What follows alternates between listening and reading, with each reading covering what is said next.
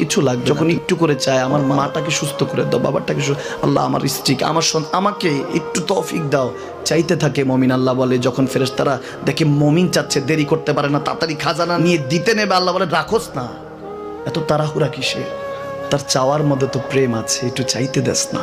থাকুক না মমিন আর একটু পেরেশান, থাকুক না, থাকতে দেস না, একটু থাক, একটু থাক।